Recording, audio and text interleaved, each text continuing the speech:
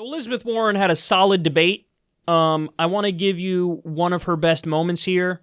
Now, this was very early on. Take a look and then we'll discuss. Senator Warren, I mentioned you. Are you picking winners and losers? So the way I understand this is there is way too much consolidation now in giant industries in this country. That hurts workers, it hurts small businesses, it hurts independent farmers, it hurts our economy overall, and it helps constrict real innovation and growth in this economy. Now look, we've had the laws out there for a long time to be able to fight back. What's been missing is courage. Courage in Washington to take on the giants. That's part of the corruption in this system. It has been far too long that the monopolies have been making the campaign contributions, have been funding the super PACs, have been out there making sure that their influence is heard and felt in every single decision that gets made in Washington. Where I want to start this is I want to return government to the people, and that means calling out the names of the monopolists and saying, I have the courage to go after them. Thank you. So I feel like that clip was very indicative of her entire night. In my opinion, Warren was just slow and steady all night.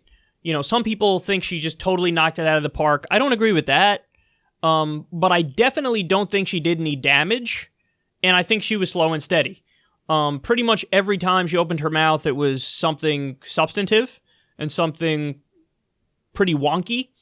I don't think she's the best speaker of everybody on stage, but I don't know how much that matters when you're already leading of all the people on stage. So it's almost like a protect your lead kind of situation where she's playing defense and she's just like slow and steady. I'm going to bring up some substance every time I talk. I might not be the most passionate. I might not have the best delivery. I might not be the most populist of everybody here, but slow and steady, I'm going to hit you with substance, and we're just going to move along here. We're just going to keep it moving. We're all business.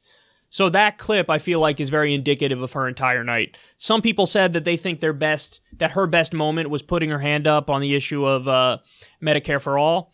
I do not think that's her best moment because, again, the question was a trick question, and it was framed in a way that was total and utter bullshit, where they tried to make it appear like, oh, if you're for Medicare for All, you have to be for banning all private health insurance. And that's a complete false dichotomy, and it's a trap that they walked into.